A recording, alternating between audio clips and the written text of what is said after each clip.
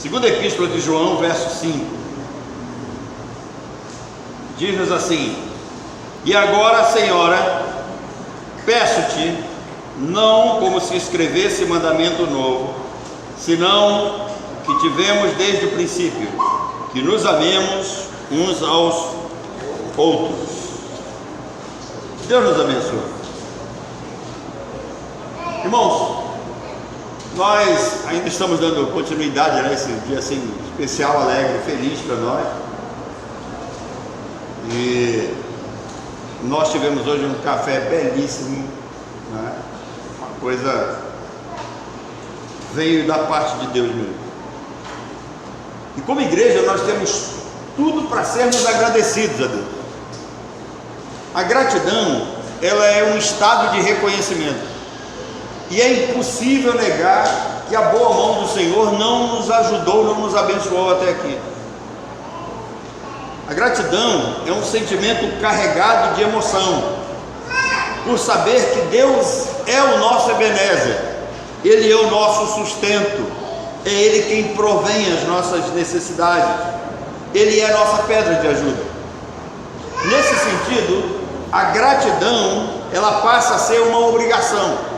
No momento que todos nós nos entendemos como abençoados, nós temos o dever de agradecer a Deus. Nós não podemos deixar passar nenhuma oportunidade para sermos gratos por tudo aquilo que Deus fez por nós, principalmente pela nossa salvação. Quando nós entendemos quem nós éramos, pecadores, condenados à morte eterna, separados de Deus e mortos em nossos delitos, em nossas ofensas, em nossos pecados, impossibilitados pelo pecado, de acordo com Romanos capítulo 3, por nossas próprias forças, por nossa própria vontade ir a Deus. E Deus, por sua graça, Ele olha para nós e Ele expressa amor por nós. E aí Paulo vai acrescentar esse pensamento quando ele diz que Deus faz isso por nós, sendo nós ainda pecadores, que Deus nos amou antes da fundação do mundo, e é isso que nos faz Deus especial para nós, e é isso que nos faz agradecermos, porque Ele nos escolhe, estando nós nessa situação. E quando a Bíblia diz que Deus nos escolheu antes da fundação do mundo, Paulo diz que essa escolha foi em amor. Então, Deus não olhou para o nosso estado de pecaminosidade, de morte espiritual. Deus não olhou para tudo que fazemos de errado, para todas as nossas imperfeições. Deus olhou para aquilo que Ele faria em nós. Deus olhou para o futuro. Então, a gratidão passa a ser uma obrigação, porque até aqui o Senhor nos ajudou. A Bíblia inteira, ela nos chama a atenção para a necessidade de sermos gratos a Deus, de não perdermos a oportunidade de agradecer ao Senhor. E já que a gratidão, ela geralmente vem acompanhada de outros sentimentos tidos pelos filósofos como sentimentos nobres. Geralmente a gratidão vem acompanhada de amor, a gratidão vem acompanhada de felicidade, vem acompanhada de fidelidade, vem acompanhada de consagração, vem acompanhada de oferta. E principalmente a nossa gratidão, ela vem acompanhada de serviço. Quando nós aprendemos verdadeiramente a ser gratos a Deus, nós tentamos de todas as formas expressar essa nossa gratidão servindo ao Senhor. E eu sei que para alguns tivemos uma maratona, né? Sábado à noite, domingo de manhã e hoje à noite, né? Acho que bom que os irmãos, daqui a pouco vamos estar descansando. Eu ainda vou para uma outra luta, ainda vou para uma outra batalha, né? Expressar mais do que vocês. Mas todo esse sentimento de gratidão, ele estará prejudicado se nós não andarmos na verdade. Porque quando essas cartas de João são escritas, o propósito é fortificar os irmãos na fé. Além de fortificar os irmãos na fé, chamar a atenção para o erro, chamar a atenção para os falsos mestres. Ele diz que a única forma de nós combatermos o erro é praticando a verdade. Então, o desejo de João nessas epístolas é que os irmãos andem na verdade, que a igreja ande na verdade.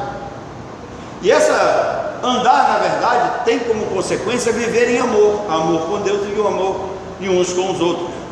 Agora, quando ele expressa que ele deseja que os irmãos andem na verdade, ele demonstra esse sentimento de forma a que essa atitude alegre o seu coração. Irmãos, é tão bom quando nós vemos os irmãos andando na verdade, felizes, servindo ao Senhor, alegres, empenhados, abrindo, mão do seu tempo, consagrando esse seu tempo ao Senhor. Agora, por outro lado, quando a gente vê aquele irmão triste, cabisbaixo, separado, distanciado de nós nos entristecemos. O que acontece quando a gente tira uma brasa do meio das demais? Ela apaga. Então, algumas pessoas acham que a igreja não é necessária. Já tem um outro grupo que acha que é necessário ter todo tipo de igreja. Aí criaram um jargão recentemente. Essa ideia de que se tem a igreja para todo tipo de gente, porque existem aqueles mais calmos, mais comedidos, aqueles batistas mais tradicionais, e tem aqueles pentecostais mais renovados, mais que gostam de uma gritaria, de um pulinho, uma palma, de uma coisa a mais. Então dizem que é necessário que se tenha a igreja. Aí criaram um jargão, que a igreja hoje, ela tem de acordo com o gosto do freguês.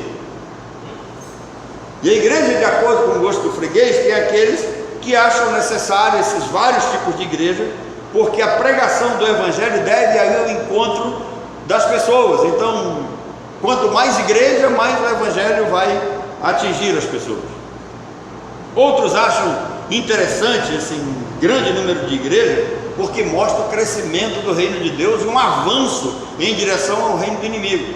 Se nós temos muitas igrejas, várias denominações, várias igrejas, é sinal que o povo de Deus está vencendo e que o reino do inimigo está sendo derrotado. Querido, o problema é que quando nós olhamos para as páginas das Escrituras, principalmente os escritos que nos falam do fim, não mostram uma igreja vencedora, não mostram uma multidão. Pelo contrário, o Senhor Jesus, quando ele descreve no seu sermão profético, ele diz: olha, quando voltar o Filho do Homem vai achar fé na terra. Então, cada dia que passa nós temos mais cultos, eles são os mais pomposos. Cada dia que passa nós temos o maior número de templos e eles são de todo tamanho. Às vezes eu acho muito interessante quando eu passo em determinados locais que tem uma portinha menor que essa parede aqui e está escrito lá Ministério Internacional. Agora vocês imaginam um ministério internacional que é bem, com um cubículo de 3x4. Não faz sentido. Mas está aí, a igreja, a gosto do freguês, tem esse pensamento: quanto mais melhor, quanto mais invade o mundo. Mas existem aqueles que, como eu, pensam que a igreja a gosto do freguês não deve existir, por três coisas. Eu vou dar três razões porque eu não concordo com isso. Primeiro, a igreja a gosto do freguês, ou seja, esse número exagerado de igrejas, elas criam confusão, elas confundem mais do que elas esclarecem. Tais igrejas atrapalham a verdadeira igreja de Cristo quanto à liturgia, quanto à doutrina, quanto ao serviço, quanto à comunhão. Elas atrapalham. Imaginem hoje, existem crentes que têm dúvida com relação se a igreja deve cantar batendo palmo ou não, se deve ter dança. Aí a gente olha, tem uns que fazem, outros não fazem, uns acham certo, outros acham errado. De onde vem isso? Vem dessa variedade de culto, dessa mudança que ocorreu na liturgia. Então, essas igrejas, além disso, elas geram a incapacidade de as pessoas verem com clareza o verdadeiro sentido de ser igreja no Novo Testamento, como a igreja está formada, fundamentada no Novo Testamento. Pessoas confusas vivem desorientadas, vivem com sérias dificuldades de concentração e incapacitadas de tomar decisões corretas. Então eu não sou a favor da igreja a gosto do freguês. Em segundo lugar, a igreja a gosto do freguês, ela relativiza a palavra de Deus, criando falsos cultos, falsas doutrinas e, consequentemente, falsos crentes. E mais, ela impede que o descrente conheça a verdade que liberta. Terceiro, falsas igrejas geram falsos crentes, e falsos crentes jamais terão a Bíblia como única regra de fé e prática, que é a marca da Igreja de Cristo. Se você quiser saber qual é a marca da Igreja de Cristo, a verdadeira Igreja de Cristo, ela tem como marca que a Bíblia é palavra de Deus, ela é a nossa única regra de fé e prática. Nós não vamos atrás da opinião de A, de B e de C. Nós não temos um papa para determinar aquilo que devemos fazer, como devemos servir. Nós seguimos aquilo que está nas Escrituras. Então, essas igrejas acabam confundindo as pessoas, fechando a porta do reino e impedindo as pessoas de chegarem à verdade. Agora, João tem o desejo de abrir a nossa mente para nós pensarmos com relação a pregar a verdade e combater o que é falso. E isso é um privilégio, não é uma responsabilidade apenas. Por que é um privilégio? Você imagina, nós recebemos a verdade, não podemos guardar conosco. Quando Jesus diz assim, e conhecereis a verdade vos libertará, ele está dizendo que se nós passarmos essa verdade para outras pessoas serão libertas. Então você quer ver pessoas libertas? Pregue a verdade, fale a verdade para elas, tenha o interesse de aprender acerca dessa verdade, cresça na graça e no conhecimento de nosso Senhor e Salvador Jesus Cristo, esteja sempre pronto a falar do Evangelho. Isso é uma responsabilidade de todo crente, ainda que a Bíblia apresente o dom do evangelista, aquele que tem uma habilidade especial para pregar o Evangelho, né, para evangelizar pessoas, levar pessoas ao conhecimento de Cristo, a fazer com que essas pessoas percebam de fato que precisam de arrependimento, precisam da graça de Deus. Tem pessoas com capacidade dada por Deus para fazer isso, mas a igreja tem a responsabilidade de falar para todas as pessoas acerca das virtudes de Cristo. Quem é Jesus? O que ele veio fazer nesse mundo? O que ele fez por nós? Qual a sua verdadeira mensagem? A mensagem do Evangelho não é uma mensagem inocente. Às vezes eu fico olhando, né, as pessoas dizem, não, Jesus é o príncipe da paz, ele não gosta de guerra. Esse Jesus que é o príncipe da paz, que não gosta de guerra, chamou Pedro e disse o seguinte: Pedro, pega a tua capa, vende a tua capa e compra uma espada. Talvez Pedro não entendeu na hora, né? Pedro deveria ter perguntado: Senhor, para que eu vou comprar uma espada? Cristo deveria revelar para ele, porque está predestinado que quando eu for preso, você vai cortar a orelha de um homem. Mas Jesus não falou isso para ele, né? Então, nós precisamos, entender essas coisas. Quem é Cristo? Esse Cristo, a mensagem do Evangelho não é inocente, pelo contrário. Mateus capítulo 10, Jesus vai dizer para nós: olha, quando o pai da casa se converter, vai ter problema com a mãe. Quando a mãe se converter, vai ter problema com o pai. Quando os filhos se converterem, eu não vim trazer paz, eu vim trazer o quê? Espada. Vai haver divisão, vai haver separação. Nós não podemos pensar de acordo com o mundo. Então a igreja, ela sempre vai estar na contramão do mundo, e o mundo sempre vai estar atacando a igreja, tentando invadir a igreja de todas as formas. E a igreja, ela deve usar um termo que a Bíblia nos apresenta, que é um termo de resistência. Resistência é um termo militar, é um termo de guerra, é resistir aos ataques. E aqui nesse ponto, isso não é um papel só do pastor, é um papel da igreja. O papel do pastor é preparar a igreja para isso, cuidar da igreja, alimentar a igreja para que ela esteja de fato preparada para enfrentar e para resistir esses ataques. Então, pregar esse evangelho, combater isso, é um privilégio e um dever nosso. A Bíblia está cheia de advertências com relação a isso. Observe, em Mateus capítulo 7, Jesus mandou tomar cuidado com os falsos profetas e com os falsos mestres. Tomem cuidado com eles. Paulo disse que os falsos mestres estariam dentro da própria igreja para arrastar os discípulos atrás deles. Irmãos, eu não gosto muito dessa expressão minha igreja. A igreja não é minha, a igreja é de Cristo. Ele é cabeça, Ele morreu na cruz, Ele nos escolheu, Ele é o nosso Senhor, não sou eu. E alguns pastores, de posse dessa informação, eles tratam a igreja como se a igreja fosse um verdadeiro curral, onde as ovelhas não tivessem, né, a capacidade de pensar por si só. E nós, como batistas, nós temos esse dever de ensinar a verdade e deixar que as pessoas livremente absorvam essa verdade e passem em frente essa verdade absorvida. Então o apóstolo Paulo diz que quando ele saísse, se está em Atos, né, os falsos arrastariam os discípulos atrás dele. Observe que alguns dizem, são meus discípulos. Um dia eu estava conversando com uma moça, eu convidei ela para vir à igreja, né, e ela disse assim: não, eu preciso falar com a minha discipuladora. Se a minha discipuladora permitir, quer dizer, minha discipuladora. Tenho vontade de dizer para ela: você não vai ser discipulada por Cristo diretamente, você tem que ter uma intermediária. Pedro escreveu um capítulo inteiro da sua carta para dizer que os falsos pastores, os falsos líderes fariam comércio das ovelhas, tirariam, né, a gordura e a lã para eles. E aí a expressão ela é assim, ó: movidos por avareza farão comércio de vós.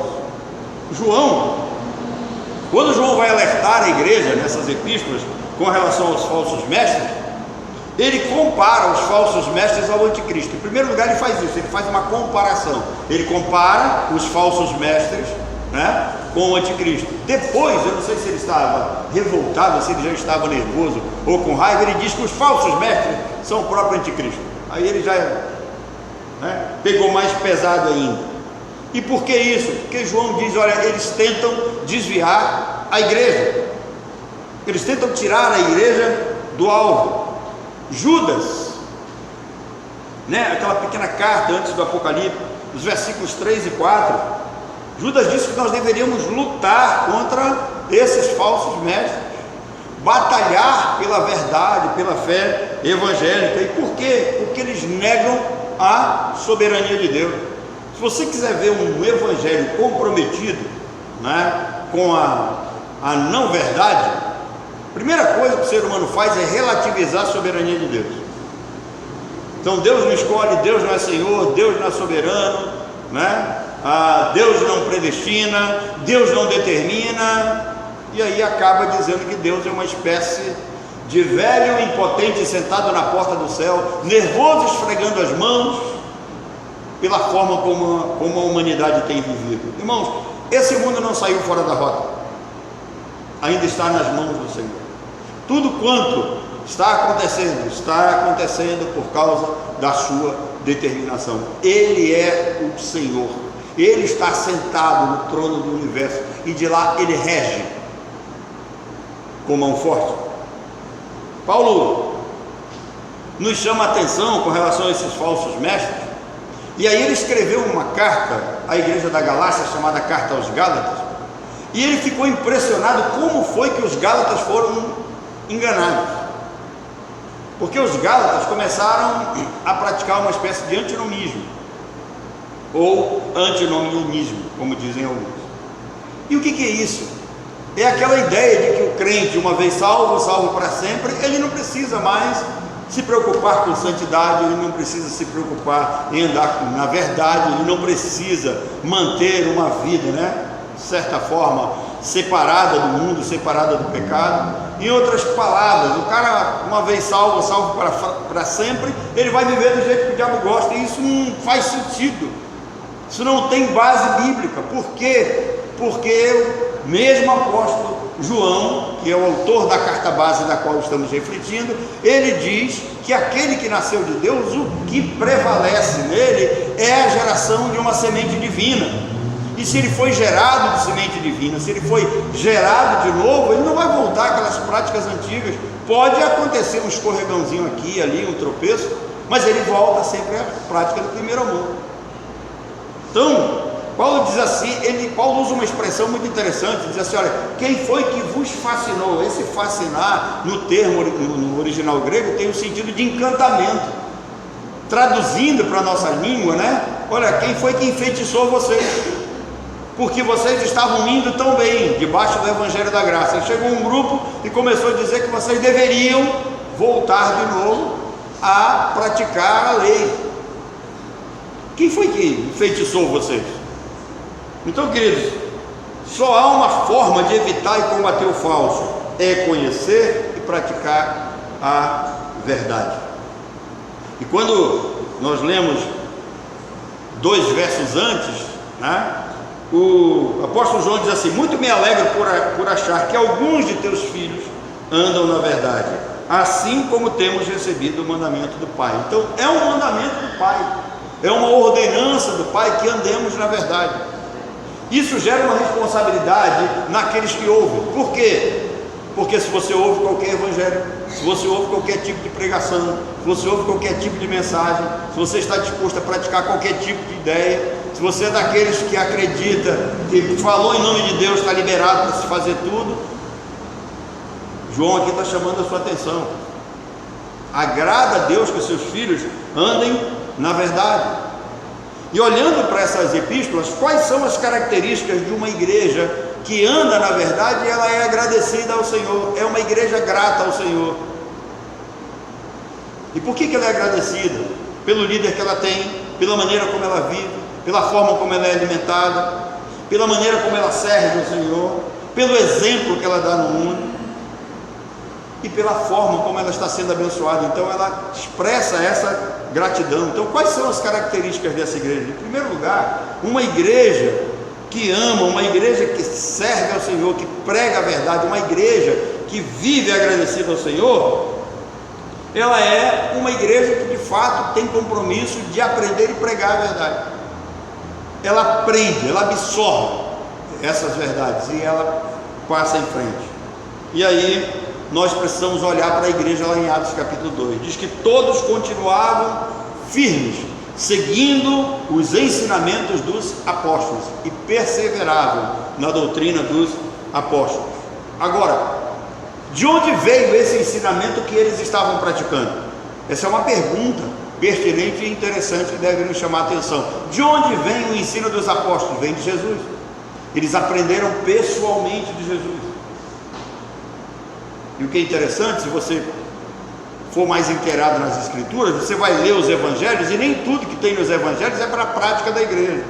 Tem momentos que Jesus está tratando com fariseus, tem momentos que Jesus está tratando com a cultura da sua época, e aquilo que os apóstolos passaram para a igreja foi que eles receberam de Cristo para a edificação da igreja, porque essa igreja está edificada sob o fundamento dos apóstolos. O ensino dos apóstolos, a doutrina dos apóstolos é a base para crescimento e prática da igreja. Então, de onde veio o ensinamento? Veio do próprio Senhor Jesus Cristo. Uma igreja agradecida se mantém fiel à doutrina dos apóstolos. Segundo lugar, uma igreja agradecida, ela busca união e comunhão entre os irmãos. Observem como viviam aqueles irmãos.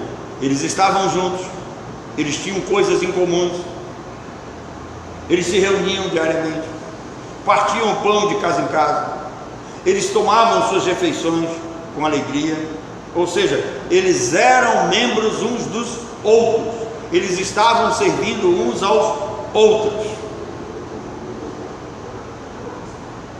Eu sei que nos nossos dias é meio difícil, a gente tem uma vida estressante na cidade, não dá para se reunir todo dia. Por isso nós precisaríamos aproveitar as oportunidades de reunião na igreja, para não faltarmos, para usufruirmos desse prazer, dessa alegria, para sermos abençoados com a vida uns dos outros. Eles serviam uns aos outros. Terceiro lugar, uma igreja agradecida ao Senhor, uma igreja que persevera na doutrina dos apóstolos, ela é uma igreja simpática à vizinhança. Irmãos, pense e fale bem da sua igreja. Por quê? Porque a vizinhança precisa saber o que acontece aqui dentro. A maioria das pessoas, quando vêm aqui, que observam como é que é o nosso ambiente, nossas comemorações, né? Em outras palavras, nossos momentos de bênção, né? Que Moisés gosta muito, né? Nossas comilanças aqui, Quando eles veem, né, nossa forma de nos tratarmos, eles dizem: poxa, como isso aqui é legal, como é bom. Dificilmente nós não temos um domingo e não tenhamos visitante aqui, muito difícil. Então, aqueles que vão passando o tempo, vão nos conhecendo, eles vão achegando-se a nós. E aí nós temos o dever de sermos mais receptivos, porque as pessoas vão aonde são convidadas e voltam aonde são bem tratadas. Então trate bem os visitantes, trate-os com alegria, né? Mostre isso, porque uma igreja abençoada, ela se torna simpática à vizinhança. O próprio líder, ele tem que ter respeito dos de fora, porque se ele não tem respeito dos de fora, como é que fica a imagem da igreja? Então eles louvavam a Deus e eram estimados por todos. Irmãos, que Deus enriqueça a nossa vida com atitudes que nós sejamos estimados, né, por outros. A Nova Versão Internacional diz que eles louvavam a Deus e contavam com a simpatia do povo. Eles eram simpáticos ao povo. Você procura ser simpático? Você procura dar bom dia, boa noite, com licença, por favor, né, ser de certa forma educado? Simpatia sempre tem retorno, gera respeito, gera amor. Quarto lugar, uma igreja agradecida ao Senhor, ela transborda de alegria e felicidade. E isto não acontecia só quando eles estavam no templo, porque eles se reuniam constantemente de casa em casa. Eles eram felizes, mesmo diante da opressão romana. Às vezes nós achamos que esses irmãos viviam num mar de rosas, viviam num país como o nosso, né? Se no nosso momento já é difícil, vocês imaginem o deles, né? Quem dominava sobre Jerusalém naquela época? Os romanos. Eles eram obrigados a pagar uma carga de imposto pesadíssima. E lá não tinha um Bolsonaro que tinha pena do povo para, né, baixar os impostos, não, para querer baixar imposto. Lá o imperador romano queria era cada vez mais tirar o couro da negada. E aí, irmão, a liberdade, ela gera êxtase, ela gera alegria. Por que algumas pessoas no nosso país estão gritando tanto por liberdade, que as nossas liberdades estão sendo retiradas? Por quê? Porque a liberdade, ela traz êxtase. Quando o Senhor restaurou a sorte de Sião, ficamos como quem sonha. A liberdade nos faz sonhar, a falta de liberdade nos faz lamentar. Quinto lugar, uma igreja grata, ela tem necessidade de adorar e cultuar o Senhor. É uma necessidade da igreja cultuar e adorar ao Senhor. Eles continuavam firmes nos cultos, nas orações, e a vida cristã lhes dava motivo para viver, mesmo diante da opressão do Império Romano. Mesmo dominados, as reuniões com a igreja estimulavam aqueles irmãos a terem motivo para viver. E isso deve ser uma lição para nós. Nós estamos vivendo dias difíceis. Esse mundo está caminhando para o fim. As nossas liberdades estão sendo retiradas. Nós estamos a cada dia sendo atacados. A igreja, ela vai ter um problema sério com essa implantação da nova ordem mundial e com a Agenda 2030, da qual o nosso STF está disposto a implantar no Brasil a qualquer custo.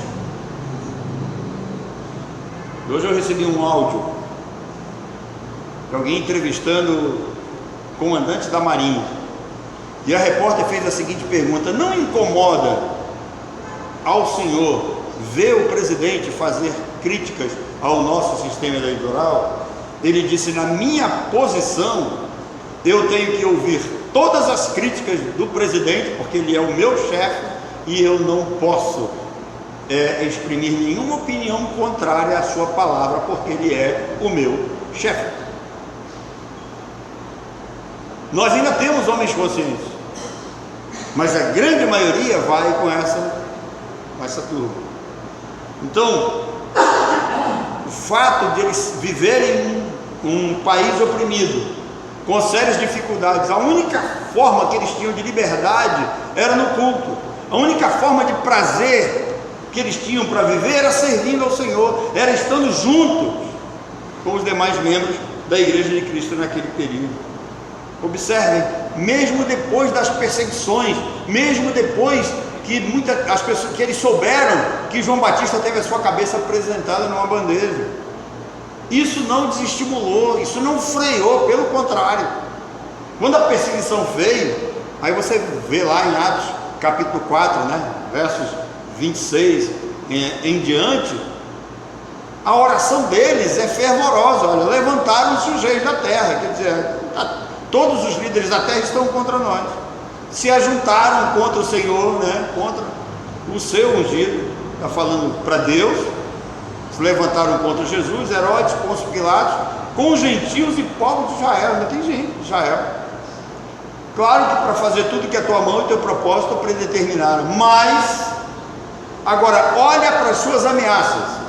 Olha o que eles dizem: Senhor, olha para as ameaças e concede-nos força para que possamos resistir. Olha a intenção desse povo. Eles querem resistir, eles querem ir à luta, eles querem continuar. E quando Pedro e João foram presos, que tentaram fazê-los calar, eles disseram: mais importa obedecer a Deus do que os homens. Só uma igreja grata tem a necessidade de adorar. Só a igreja que tem a consciência daquilo que recebeu de Deus, o tamanho da graça e do perdão de Deus, é que ele não coloca a sua vida como algo precioso acima da palavra que eles têm que pregar. O apóstolo Paulo, escrevendo Atos 20 e 24, ele diz: em nada considero a vida preciosa para mim mesmo, contanto que complete a carreira e o ministério que recebi do Senhor. Eu sei que as nossas vidas são importantes, a de Paulo não era, contanto que ele não completasse a carreira. E por último, uma igreja agradecida, uma igreja madura, ela recebe por graça a adição de novos membros. Quando nós agradecemos, quando nós nos inteiramos da verdade, quando nós manifestamos essa verdade, quando nós nos reunimos com alegria, quando nós nos tornamos simpáticos àqueles que estão do lado de fora, quando nós defendemos a verdadeira bandeira do culto e da adoração e do serviço a Deus, a Bíblia diz que Deus acrescenta aqueles aos quais Ele deseja salvar.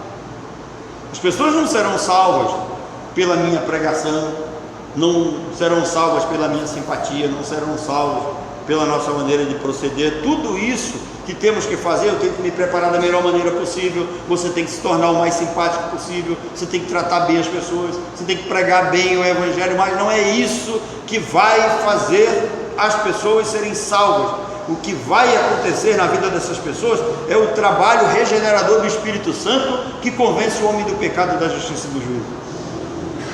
Mas uma igreja agradecida, ela recebe por graça a adição de novos membros. Atos diz: cada dia acrescentava-lhes o Senhor aqueles que deviam ser salvos. Irmãos, que Deus nos abençoe. Eu tenho experimentado alegrias aqui no meio dos irmãos, tenho experimentado, tenho visto o amor que vocês têm demonstrado pela igreja do Senhor, pela vida uns dos outros, pela dedicação que temos nos cultos. De vez em quando a gente tem uma falhinha aqui, né? Interessante, parece que hoje de manhã tinha mais gente do que agora à noite, não é?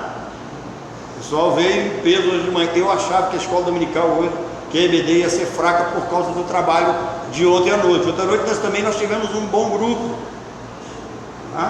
Senão, acho que a negada vai estar meio cansada, né?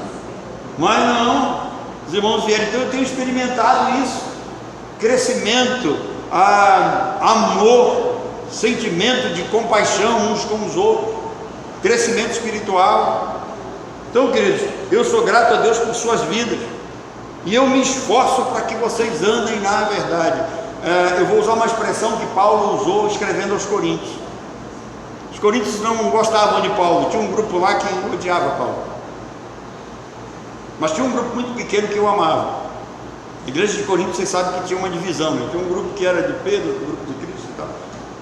Então tinha um grupo que não gostava de Paulo. Tanto é que em 1 Coríntios capítulo 4, versículo 4, ele diz assim: em nada se me dá o direito de ser julgado por vós, quem me julga é o Senhor. Quer dizer, vocês não têm direito nenhum de me julgar, quem me julga é o Senhor.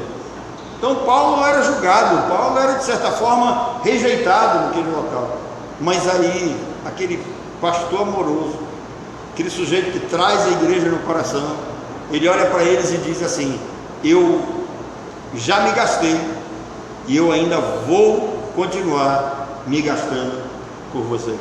Eu vou usar essa palavra de Paulo, que Deus me dê todas as condições, todos os recursos para eu continuar me gastando para poder dar o melhor para vocês. Obrigado pelas homenagens, obrigado pelas apresentações, obrigado pelos presentes, e que Deus nos dê muitos outros dias do pastor para comemorarmos juntos. Amém?